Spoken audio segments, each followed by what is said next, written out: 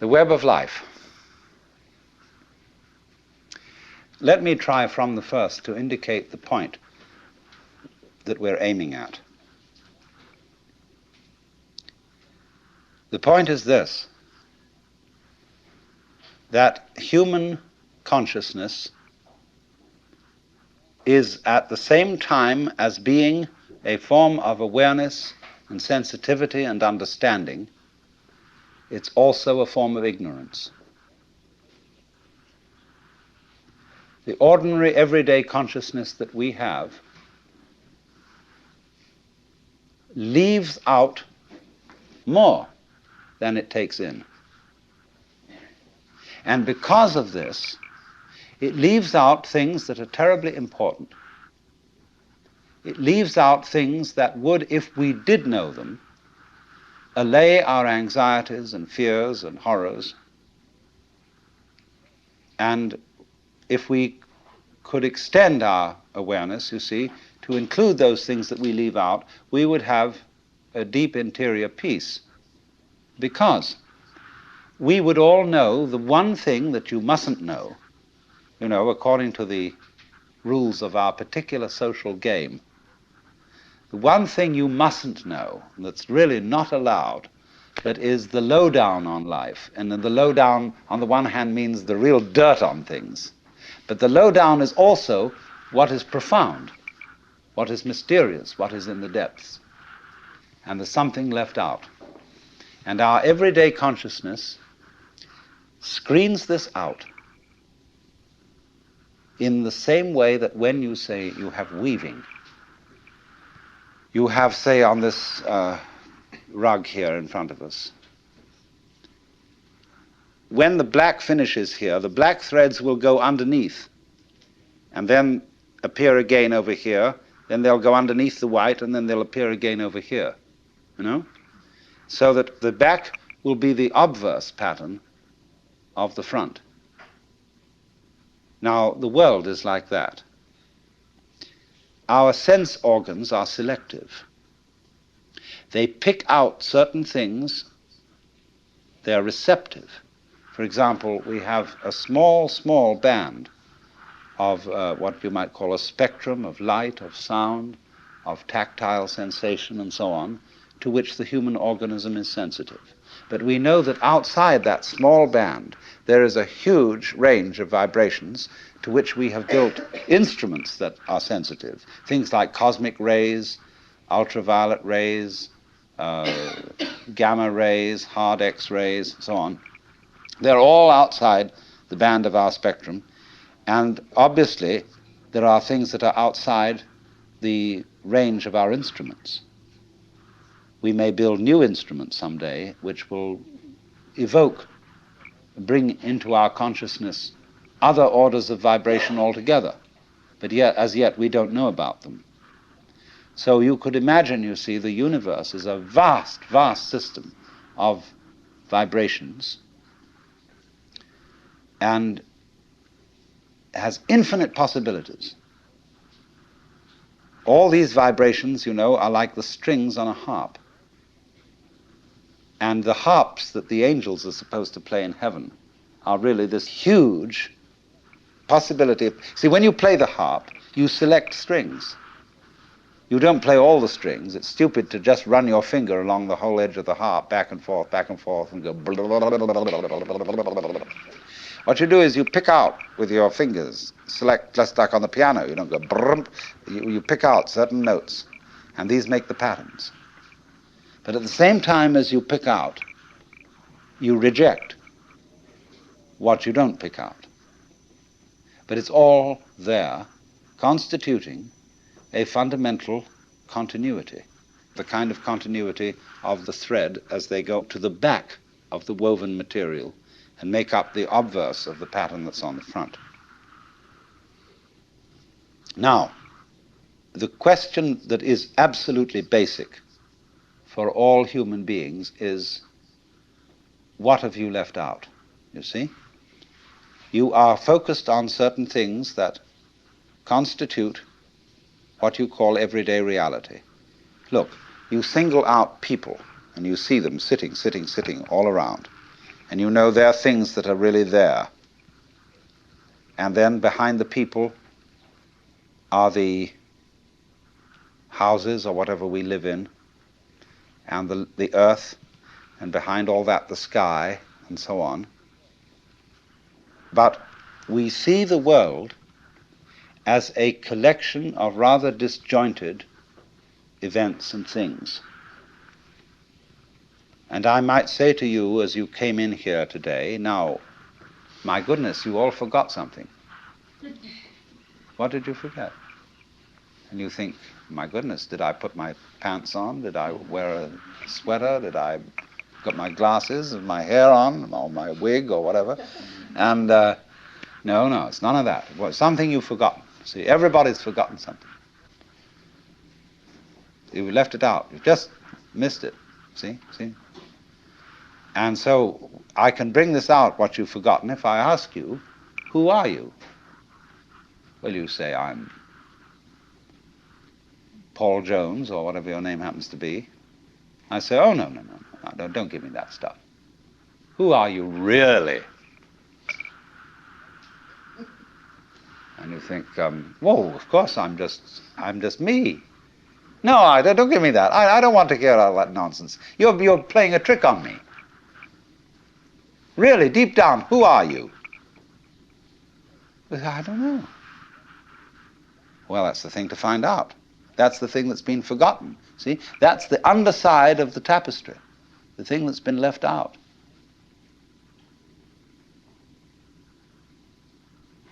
Because what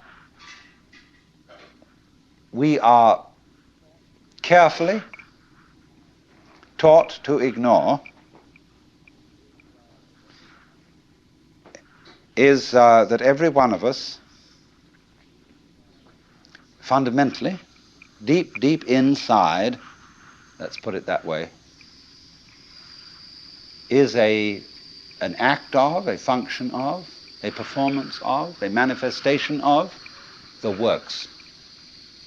The whole blinking cosmos, with all its galaxies, and forever and ever and ever, whatever it is beyond that, what you might call God in the Western tradition, or Brahman in Hindu philosophy, or Tao in Chinese. Every one of us is really that, but we are pretending we aren't. And we are pretending with tremendous skill and deception. Now, what I would call a really swinging human being is a person who lives on two levels at once. He's able to live on the level of being his ordinary ego, his everyday personality, and play his role in life and observe all the rules and so on that go with that. But if he's only on that level, if he's only playing that kind of thing, and thinks that's all there is, it becomes a drag. And he starts being the kind of person who feels that he's just got to go on surviving. See? It's terribly important to go on surviving, to live. And he works at that. And his children learn the same attitude from him. And he says, well, I've got to survive because I've got all these children I've got to support, and so on and so forth. And then they take the same attitude, and they breed up children, and they feel compulsive about supporting them, because they've got to go on. And so nobody really has any fun. It's just, we've got to make this thing, you see. And you don't have to. See, whenever I get somebody who comes to me and says, I really can't go on and I have to commit suicide, I say, well, that's entirely, you're right. There's really no reason why you should go on, and if you want to commit suicide, do it. You can check out. Of course, this reduces anxiety. When they feel free to commit suicide, they don't really have to commit suicide so much.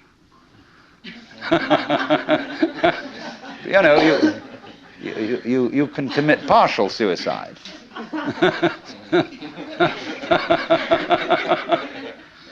So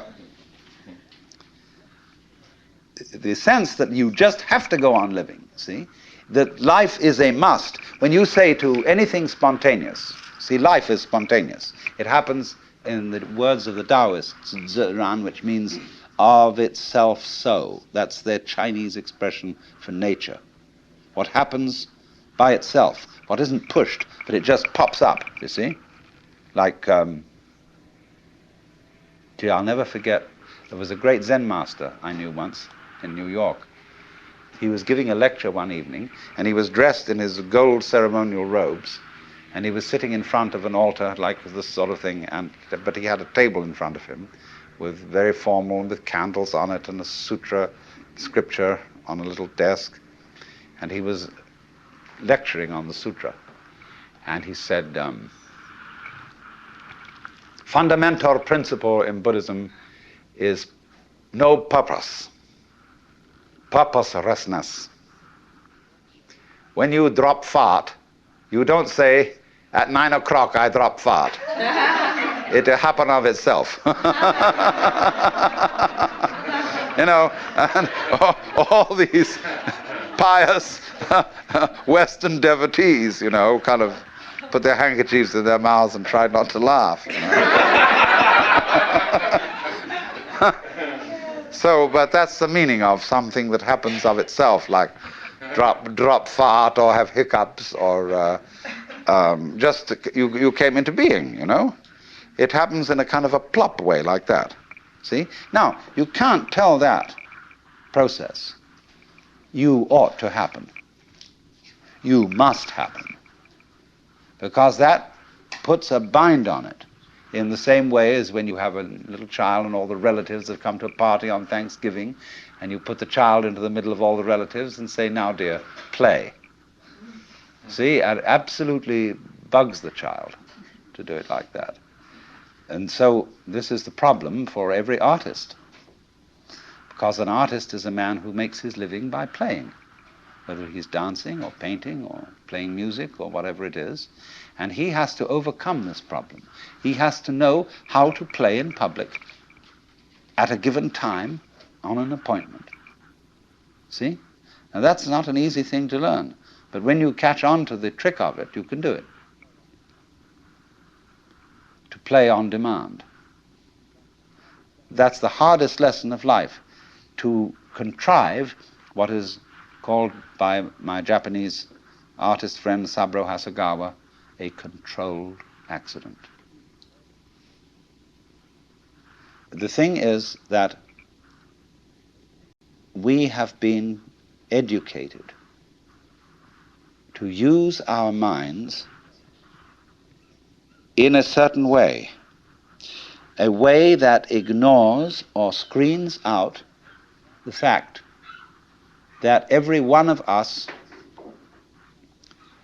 is an aperture through which the whole cosmos looks out. You see, it's as if you had a light covered with a black ball, and in this ball were pinholes, and each pinhole is an aperture through which the light comes out. So in that way, every one of us is actually a pinhole through which the fundamental light, that is the existence itself, looks out. Only the game we're playing is not to know this. To be only that little hole, which we call me, my ego, my specific John Jones, or whatever. If, however, you see, we can maintain at the same time the sense of being this specific John Jones with his role in life, or whatever, and know also underneath this that we are the whole works, you get a very marvelous and agreeable arrangement. This is a most remarkable harmoniousness. I mean, it gives one's life a great sense of joy and exuberance if you can carry on these two things at once. if you, in other words, you know that all the serious predicaments of life are a game.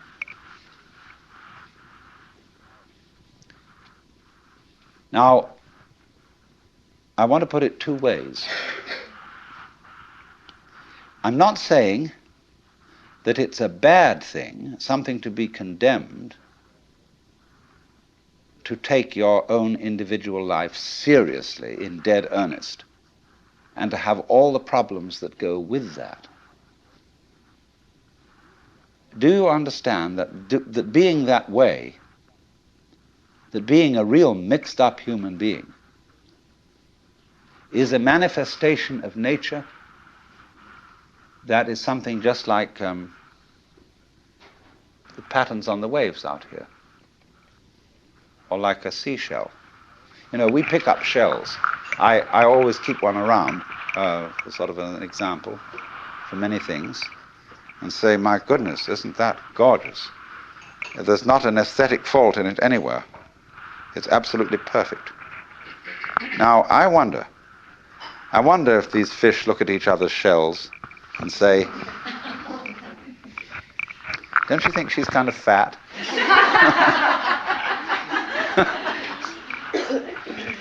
Oh my, those markings aren't really very well spaced. Because that's what we do. See, we don't realize that all of us, in our various goings-on and behavior and so on, are just as more marvelous, much more complicated, much more interesting. All these gorgeous faces that I'm looking at, you know, every one of them, some are supposedly pretty, some are supposedly not so pretty, but they're all absolutely gorgeous. And everybody's eyes is a piece of jewelry beyond compare. Beautiful. But we have specialized in a certain kind of awareness that makes us neglectful of that. You see, we specialize in more or less briefly concentrated, pinpoint attention. We look at this and we look at that. And we select from all the things we might possibly be aware of, only certain things.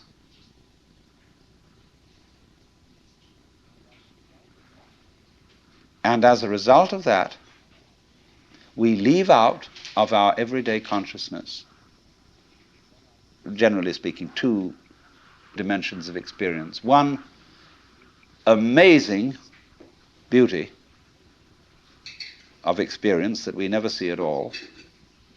And on the other hand, the very deep thing, the sense of our basic identity, unity with, oneness with the total process of being.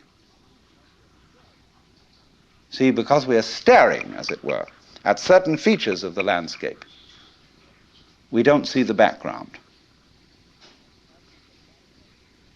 And because we get fascinated with, you know, I could go into details of this shell, as I said, and put myself in the mind of a conch or whatever it is that lives in this thing, and say, that's not so hot, that one. Yeah. Like that, see? And so, I wouldn't see the whole thing. But when I look at it like this, when anybody looks at it like that, we say, oh my God, isn't that gorgeous?